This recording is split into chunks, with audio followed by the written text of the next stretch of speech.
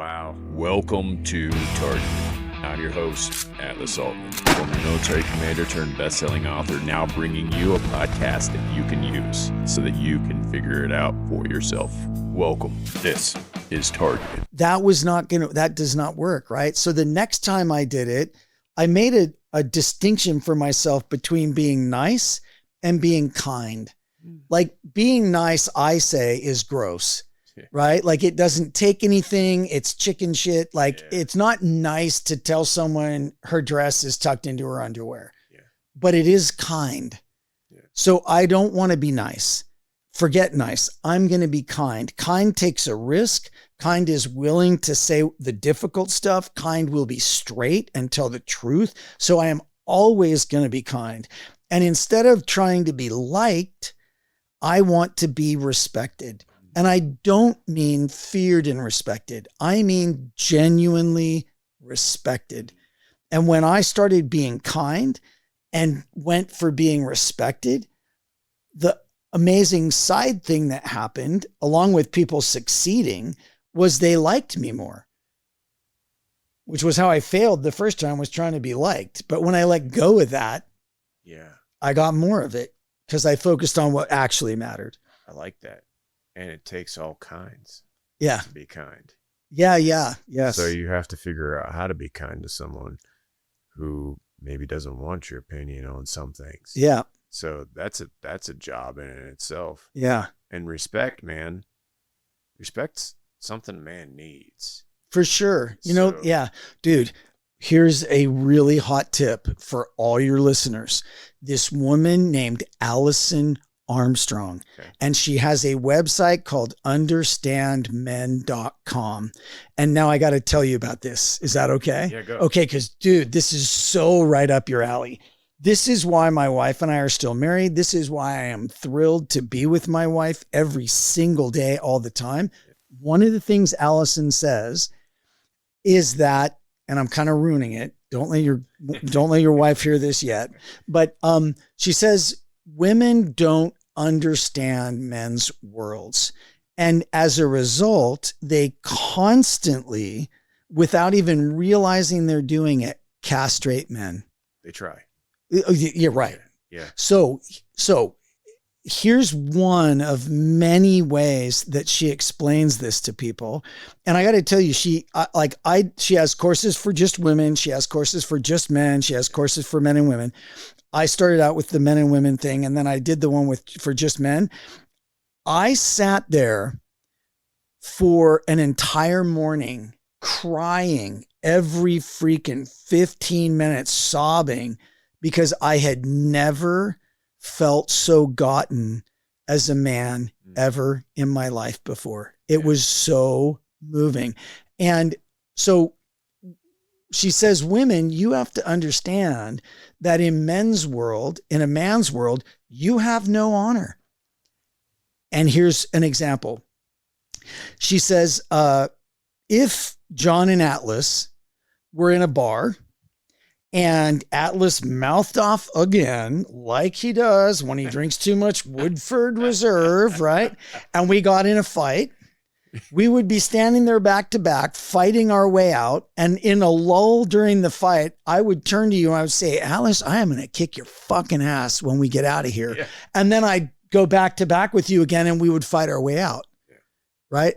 A woman would not do that. No. Right? Her husband says something dumb at the town hall meeting and she's like, I don't know. Yeah. Right? Instead of backing him up and telling him at home. Right? Like, but women don't get it. But here's the thing we don't get as men. If we were crossing a river with our tribe, right? And she's got the baby in her arms and I've got her and I lose my footing and start to go under in this big swift river, she's going to grab the biggest, strongest, tallest thing around and try and save the baby. Right. True. And it's just different, right? And what if no one's doing anything wrong? It's just different and we got to understand each other. And that woman is why I have the marriage of my dreams when I never thought I could even be faithful for freaking a month. You know what I mean? Like I am so thrilled to be with my wife and she is so wonderful. And a lot of it is because we both understand each other. Yeah, that's real. Like, I didn't think love was a thing, or you could have a relationship because I was in the wrong one with the wrong person. Right. But yeah, whenever you start communicating that, it's important. People are different. All people are different. Yep. Women are different. But have you ever heard of the phrase "men were born on the mountain, men were born in the valley, women were born on the mountain"? No, explain it to me. It's very similar to what you just said, but the visual is women are born at the top of a mountain, and their job is to stay there, preserve themselves. Yeah. Right. And then men, they're born in the valley. Their job is we got a mission all the time. Yeah. Their job is to climb. That's so funny. Yeah. So when a woman is coming down and a man's coming up, they can meet and do the journey back up the hill. Yeah. Or up the mountain. Yeah. The peak. Yeah. Hit another peak. Yeah. Whenever they start to work together. Yeah. Knowing that one person is going to preserve, is going to take care of the emotional needs. Yeah. For the most part. Yeah. Going to take care of, all of the things that are feminine. Yeah. That a man can't do. Yeah. And then the man's going to take care of the fighting. Yeah. Because why would the woman fight? Yeah. There's no reason. If she has a man, the man does the fighting, the woman does the caring and the nurturing and the taking care of the next generation. Mm-hmm. Finding things that are purely feminine to do and purely masculine to do. Yeah. But our world gets blended a lot. Yeah. And so people get confused. And, that's what the show, I'll never bring a woman on the show. Mm-hmm. It's one of the things because my listener base is men. Yeah. And men get a lot of tips from other men. Yeah. And it's one thing to lower your guard down and say, hey, man, I walked through this. Yeah. And now this is what I have to give you. Like, to make sure if you do the same walk, you're good. I mean, like there are women's shows. Yeah. And they'll only have women on. That's fine. Yeah. This is a man's show. You'll only have men on. That's fine. But right. I love the fact that a woman gets it and is explaining it to other women. Yeah. And explaining to what she thinks is in a man's world. Yeah. That dude, and I now look, I'll tell you what, there's no man I ever knew that got me that way.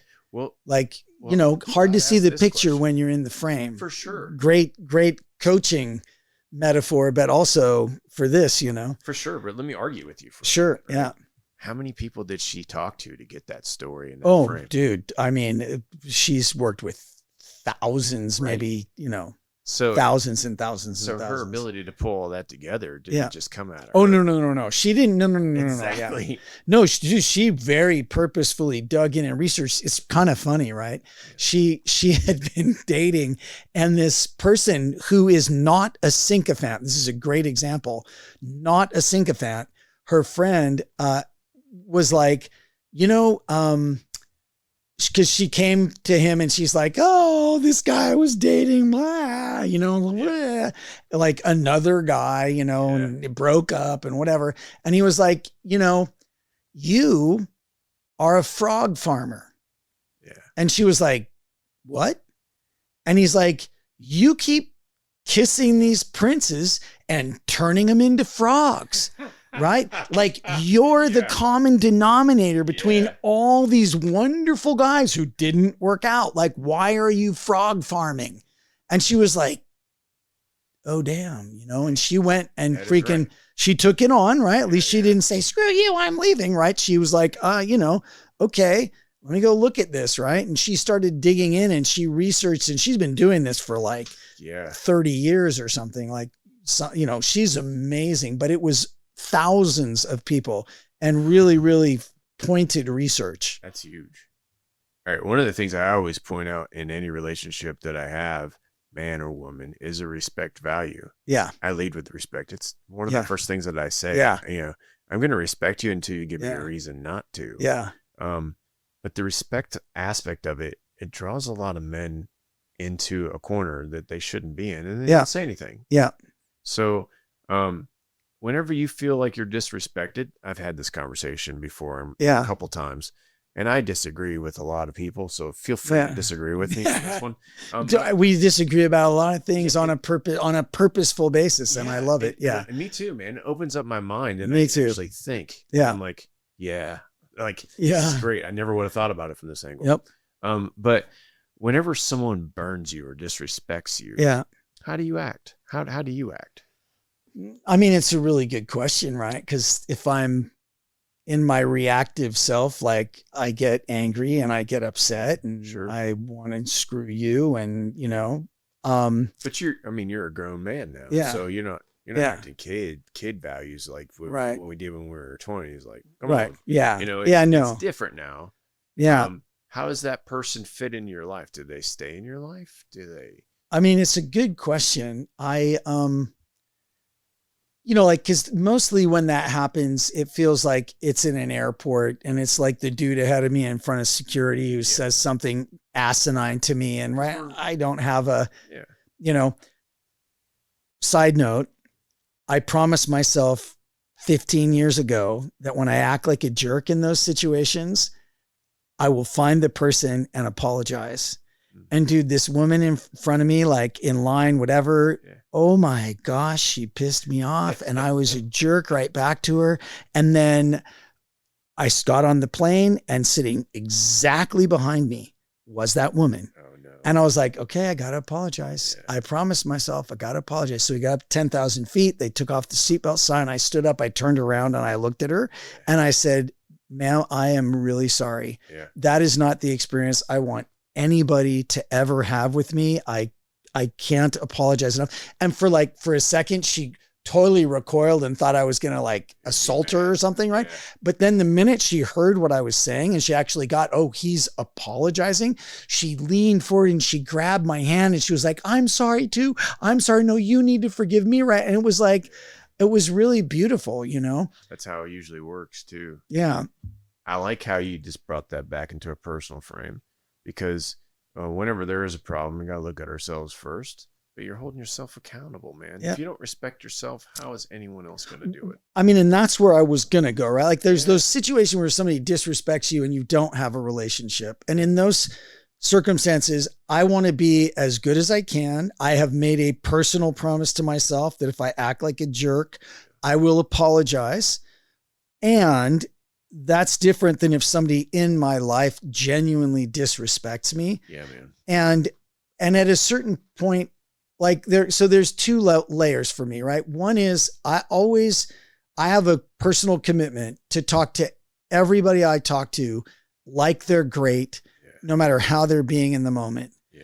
And so, you know, wow, that was really disrespectful. I think that we have a better relationship with that. I think you are a better person than how I just experienced you, you know, but that was not okay with me, right? That seems very disrespectful to me. Am I missing something? Right? So I want to talk to them like they're great, give them the benefit of the doubt. And then at a certain point, it might be something like, listen, you know, you disrespect me on a regular basis. It seems to me, I don't know if that's what you mean, but that's my experience. And it's been my experience. We've talked about it. I've let you know. I think you're a great person, but I don't think you're a great person around me.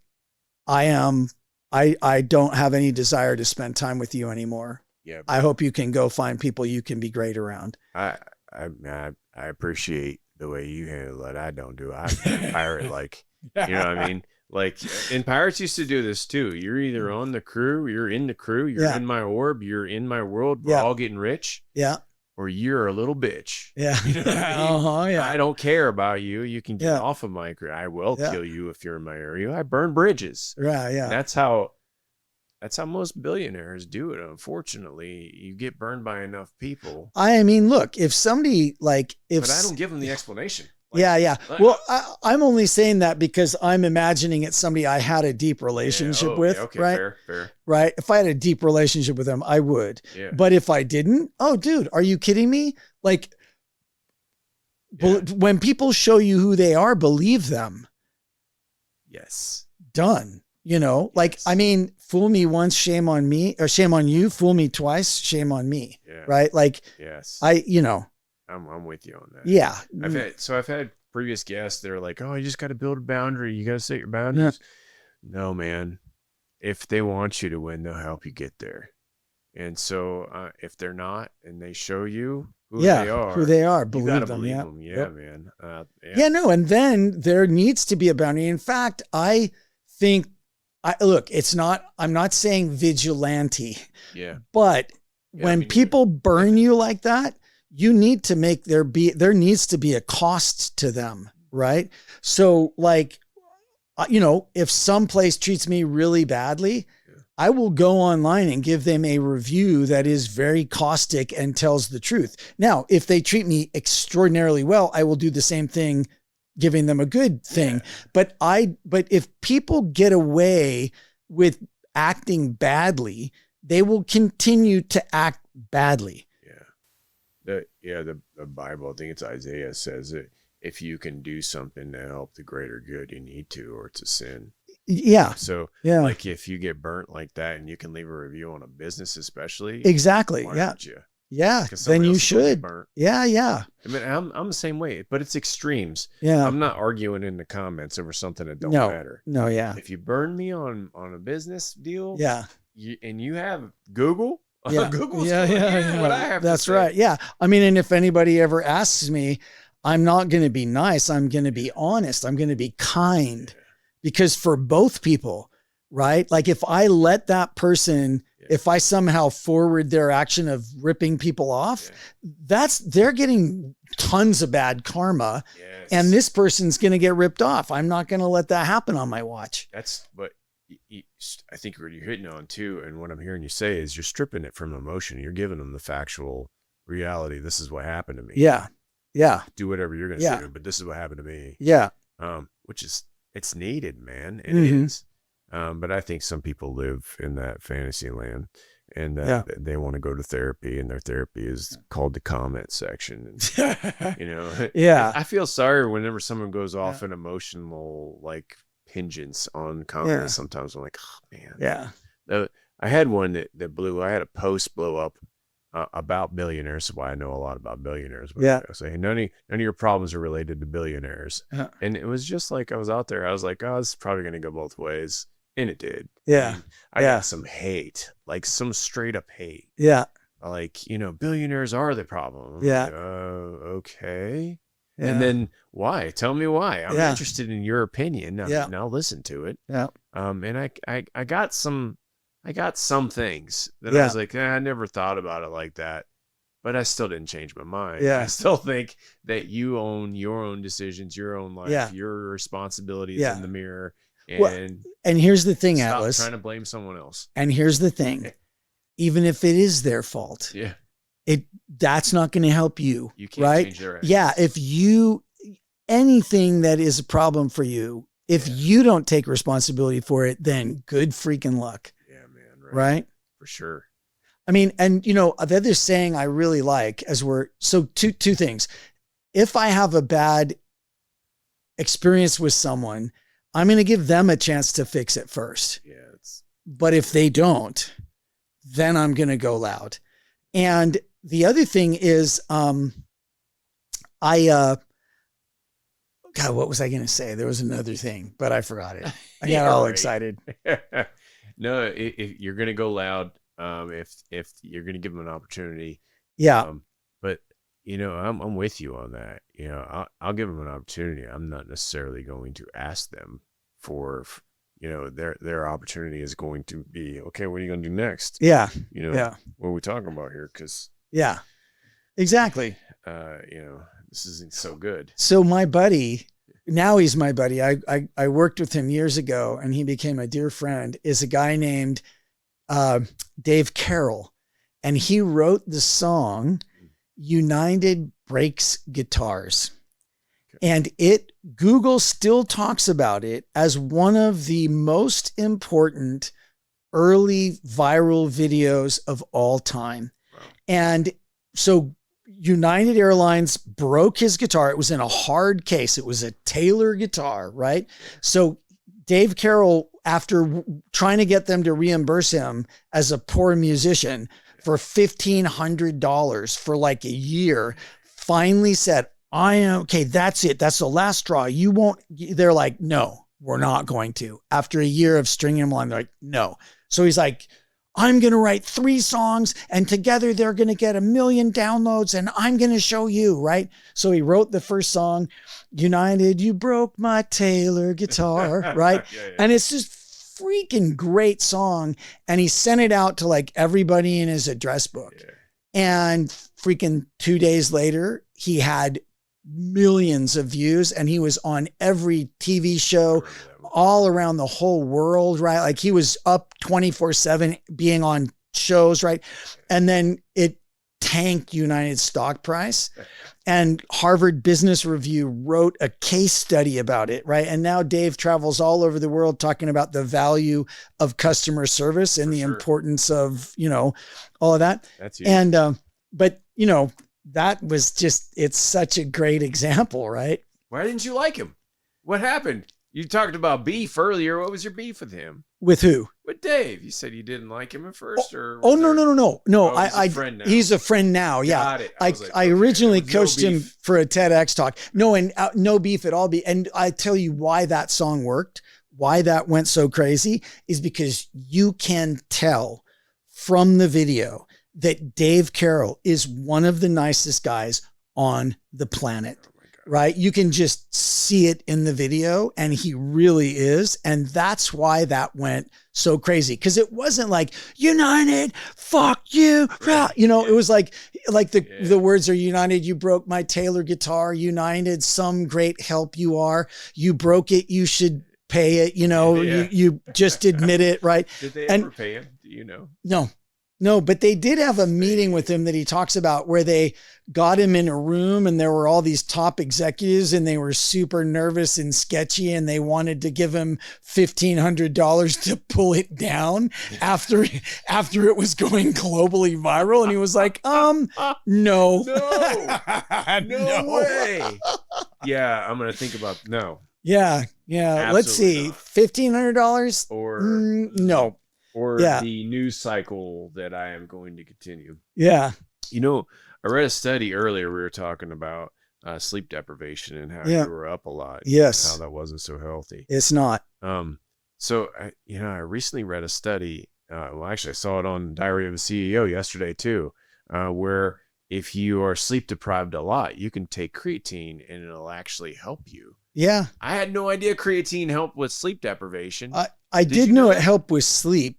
Yeah, I didn't. I didn't know it was related at all. So now I'm gonna drop into the carts and grab some creatine. Yeah. I'm taking creatine, but just for my brain health.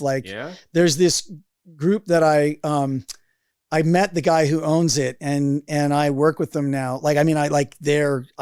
Part of their program. It's called A Brain for All Seasons. Okay, and dude, I signed up for their thing and they took 16 vials of blood and ran every blood test known to man. All the samples. Yeah. And came back and, told me about what I needed and you need more of this, you don't have enough of that and whatever. And that's so awesome. Is really, really cool. And their whole focus is brain health, which I think is kind of important, Heck yeah. Having my mom be, my mom has dementia and she's in a memory care unit right now. And it's the cruelest, most sad disease. And I got to say, I think we should put an age limit on politicians. I think if you're over 80, you shouldn't be able to be in office or something.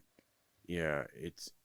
Didn't mean to go there, but it's I just watch these politicians. I'm like, dude, the ones in the public eye. Yeah. It's when you can relate it to somebody that has dementia. It becomes a real concern. It's such a real concern. But the people now, I think our generations now are starting to realize that brain health is a big deal. It's a really big deal. Yeah. There's a recent study that came out for combat vets who are always training, especially like SEALs and the operators who are always shooting.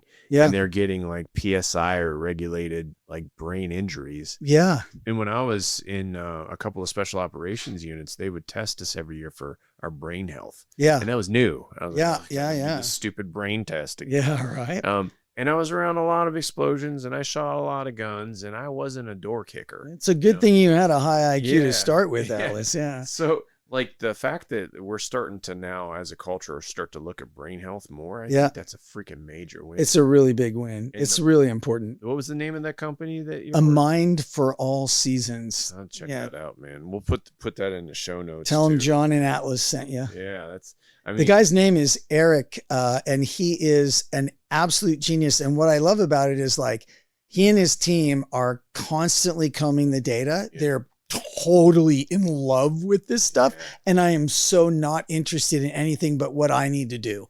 Fair. Right. So they're like, okay, well, give us 16 vials of blood and we'll tell you exactly what you need to do. And I'm like, that's all I need. Thank you. It's so good. You know, it's so good when it's tailored like that. Yeah, it really is.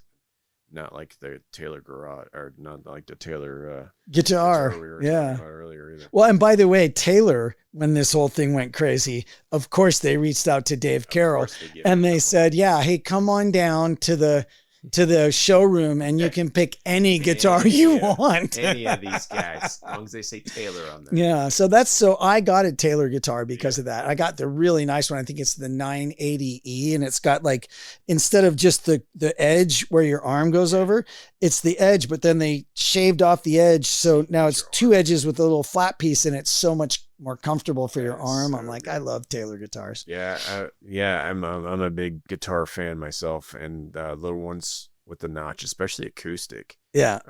They were my favorite, but yeah, I don't play the guitar as much as I want to. No, me neither. I did. But it's part of my thing. I work with a guy who is working on his keynote speech right now and is coming out with his book called the 3.3 Rule. Okay. And I mean, there's already a version out, but he's coming out with an updated version. But the basic thing that he discovered, like doing research into how to work, is that you really need, like, if you work for 3 hours, you need to take 1 hour off. And if you work for 45 minutes, you need to take 15 minutes off, right? Like you can, some people, they do better 45-15. Some people who go long, they have 3 hours of focus and then 1 hour of not. But he's like, it is completely counterintuitive how much more work you get done if you take good breaks. And that doesn't mean going from your computer to like sitting on the toilet for 15 minutes scrolling X, right? Yeah. It's like, no, you got to go from your computer and work to something completely different, like playing your guitar. So what I'm leading to, Atlas, is you need to build in more breaks during the day where you step away and play your guitar purposefully and then go back to work. That's what I'm doing. I love it. I'm working on that. I put that in my book too. Very similar, rule of 3. And, yes. And it's like, you can't focus on more than 3 things in a day. It's just impossible. Yeah. And if you do, you're not going to get any of them done. And if you focus on one thing, that thing will get done. And it's been proven multiple times. But yeah, I'm a total big fan of that. Yeah. But I don't put, the reason why I'm not playing the guitar as much as I want to is because I'm doing other things that I want to do. Well, that's good then. Yeah, that's good. It's one of those things. It's like, I wish I could do that. Yeah. But realistically, I have more priorities. That's good. Okay, then. They're competing. You're off the hook. I'll get there. Yeah. Yeah, I'll get there, right? Yeah. We all do. All right, well, I got some gifts for you, and I'm going to give them to you. But before that, I've seen you speak on a couple stages. You've spoke on a couple of our stages too. What do you speak about? What's your number one topic do you like to talk about, or your top 3 topics you like to talk about? So, I was just at the NSA event and I was really rethinking this because I did a lot of keynoting speaking before COVID. Then my business went all one-on-one Zoom stuff, which is great because I don't have to travel and stuff, but I totally want to get back on stages. And they're opening. Yeah. They're coming back. And I want to be there. And the main thing that I talk about, because I know the difference it makes for people, is the neurobiology of influence.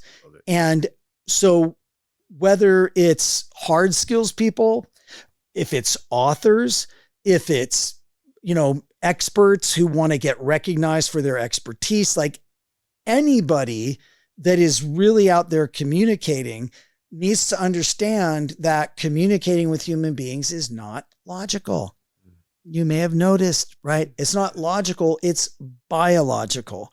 And when you understand the biology, you can make it logical again, but logic by itself will never win. Right. And when people get the principles of neurobiology that lead to effective communication, like they're super obvious in hindsight, but they're almost impossible to see otherwise. But once they understand them, they understand not only what to do, but why to do it. And when people understand why to do something, they're way more effective. They're way more confident. It's way more fun. So I have talks where I tell stories that are fun and funny and everything. And I'm, feeding in these things in neurobiology and effective communication in a way that people will walk out really changed. Like they will walk out with a different understanding of what they are doing when they communicate. Well, I'll tell you from the couple times that I've seen you on stage in front of our crowds, you've changed the way I thought immediately. And then I would go out and apply them. Yeah. It was easy. Yeah. It's different, dude. I'm going to give you some flowers here, if you will. With a lot of speakers, especially keynote speakers, they have this thing that they're trying to convey, and then they have 15 minutes of fluff. Yeah. Always engaged with everything you had to say. You're very active. Yeah. You have a lot of comedy. Thank you. Yeah. Yeah. And then I felt what you were saying a lot more than I heard what you were saying. Yeah. And I think there's a big difference there. So God, that's really great to hear. Yeah, man. Neuroscience, for the win. A little secret story about that I think's worth telling. Yeah. When I started doing my training, I was training for TEDx organizers in Southern California. They'd asked me, I was doing it pro bono. And one day, like the second time I did it, I was standing up there telling this woman who had this amazing story. She was tall, she was blonde, she was gorgeous. She was like butt kicker, talk about making everybody feel inadequate.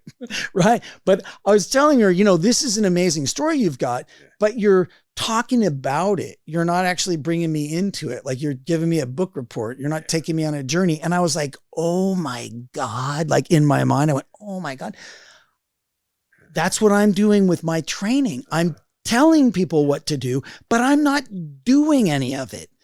And I went home that night and I sat down till, midnight going through my training, making sure that I was doing everything I told people to do in my own training. And the next time I did that training, having built that in, I got pulled into Johnson & Johnson, right? I got pulled into all these companies. They're like, John, will you do this for my team? Because I walked my talk and I actually put in what I was telling people to do. Because this stuff works. It's based in science, right? That's why we like science. Well, you're combining a couple different aspects of the scientific results that they work. Yeah. So, I mean, why not? Right. Right. Let me ask you this though, on your keynotes, because I've been to your seminars, I've been to your workshops. Yeah. Do you do like one of those things during your keynotes? Do you get engaged? Because, that was like, well, I'm doing this. I'm doing it right now. I mean, I'm obviously going to use it whenever I leave, but do you do that during the keynotes? Do you have people like, all right, I know the one thing that I pull away from you is the listening. Yeah. It's not active listening. Yeah. I mean, it's kind of more than active listening, right? So it's so supercharged to get results. Yeah. That people, once they do it, they're forever changed. Yeah. Yeah. I mean, in my keynotes, I'll talk to the organizers and give them some options of what they want to do. That's fair. But one of the things that I think is just really important is when I bring at least one person up and work on their origin story with them, right? Because having a well-chosen, well-crafted, well-told origin story is just, I think, the number one tool for leadership and connection and communication. If you're pitching to raise money from venture capital, if you're trying to get your team to get behind you, like if you've got a good origin story that you've purposefully chosen and purposefully crafted and that you tell well, dude, people just fall in love with you. They're like, oh my God. Right. And I call it establishing not only your credibility, but it also establishes your emotional credibility. Like, why are you the guy? Like, I know logically you can do this, but why can I trust you? right? Why could I believe you're the guy to lead me through this? Like, what is it inside you that matters that I could connect to, right? And when you give people that, it's like putting magic glasses on them for the rest of their lives. Every time they look at you, they see you through those glasses, and they see your real heart and what's really going on, and they love you. Yeah. Right. And when people get that for the first time, which because of that listening exercise that I got trained in so much, it's one of my favorite things in the world, listening to somebody tell me their origin story. How did you get to be doing what you're doing? And then I take a few notes and then I play it back to them. And more times than not, people like look at me through tears because they're so inspired by their own story. They just never heard it like that. Yeah. Well, like I said, you definitely have a gift for that. And, I'm gladly paying for it to continue update of my story, because it never ends, man. No, yeah, true. That's the other thing. So yeah, like if you think you have your personal story here, yeah, I thought I had a pretty good dang origin story. When you asked for volunteers, I'm like, yeah. And then I had people crying, and then you stood up and you were like, you did it wrong. I didn't say that. I said, here's how we could make it even better. Yeah. You're like, all right, tell me how everyone tells a story.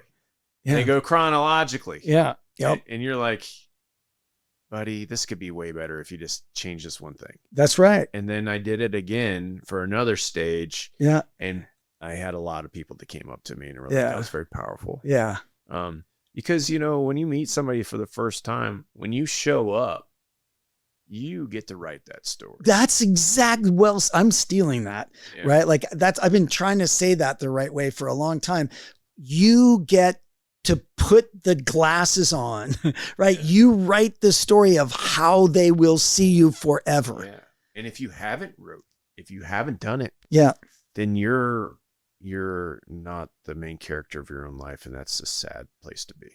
Yeah. Yeah. I mean, good point, right? Like, why would you let them like haphazardly write the story of you, right? People label you. Yeah, so totally. Why don't you tell them what the label should be? Yeah, exactly. Give them a really great. And if you don't like your label currently, why don't you rewrite your label? Yeah. That's another thing that I got out of your talk. It was like some of the stuff that I'm working on. Maybe it's not something I want to work on. Yeah.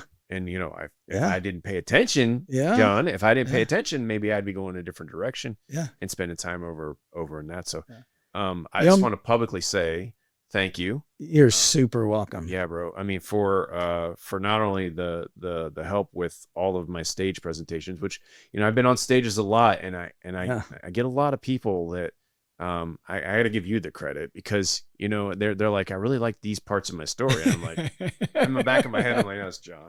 That's funny. He helped me with that for sure. Well, I mean, and listen, I fully, deeply accept that compliment. Thank you.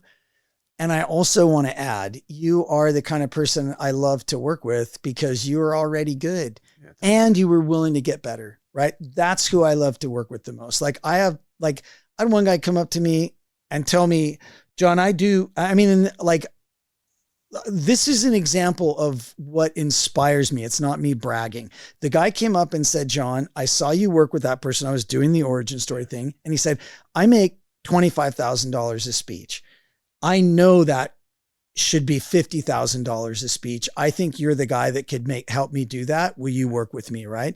And okay, I was super honored. And yes, the monkey mind immediately started saying, what are you ever going to tell him? How are you ever going to, you don't know what you're doing, but I didn't listen to it. Yeah. But the bigger deal is that guy is always looking for coaching and to get better. Yeah. Dude, if I was making $25,000 a speech doing them regularly, I know that there would be at least a temptation to sit back on my laurels, right? And sit back and oh yeah, look at me, right?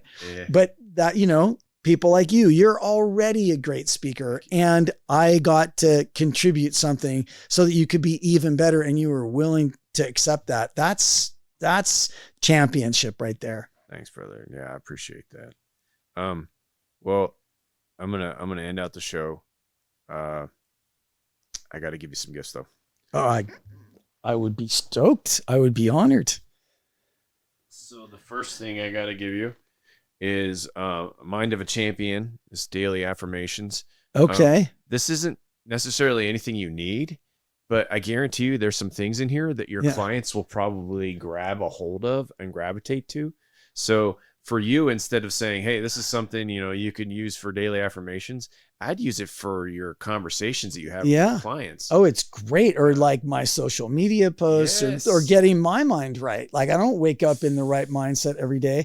And it's like what we just talked about, right? Like maybe like I'm honored you would say I don't need this, but that's exactly why I want it, is because I want to be a champion, which means I want to constantly get better. I'm thrilled to have that. I'm glad, man. And then I'm going to give you a notebook to goes along with it so that you can write down all of the. So you can write down. That's awesome. All of the things that you may not find in those cards that you say all the time. Okay. So some of the things that I know you have. You have a couple catchphrases that you absolutely love. Yeah. And then you have some of them that you probably haven't caught yet. Yeah. So I can catch them here. That's a great call to action. Thank you. Yeah, of course, brother. And then I usually have your pen up here. I was going to give it back to you, but I'm going to keep it. Please keep it. Yeah. I'm going to keep this one here. Now, do you have anything that you would like to tell the audience, like where they can find you? LinkedIn is the one. Website? I put a lot of effort into my LinkedIn content, and that's linkedin.com/in/JohnKBates. And you can DM me there. If I'm not checking my DMs, my assistant's checking my DMs, like we will get back to you. You can go to JohnKBates.com and there's a contact us form right there. And you can go to, for a little bit different look at what I do. If you've got a team, if you're at a Fortune 500, Fortune 1000 company, execspeakingsuccess.com. Okay. Executivespeakingsuccess.com. Both of them will get you to me. They're just different takes on what I do. John Bates is more about my keynoting and me as a personality, and Executive Speaking Success is more kind of, here's the meat and potatoes of the business. Yeah. And then I'm on Instagram at JohnKBates. And I'm getting more, I'm starting to put a little more stuff up at on X at exec speaking, EXEC speaking. And if you want to get in early, my YouTube channel is going to be taking off. So that's also youtube.com/exec speaking. Awesome. We're going to put all that in show notes so that people can just click on the link. Yeah. John, thank you so much for coming from Utah to. Yeah, dude, I'm thrilled I could be here. I love you do it in person. It's really great to be here. Yeah. And I'm going to continue fan basing you, clicking and liking. Yeah, dude. And likewise. I love it.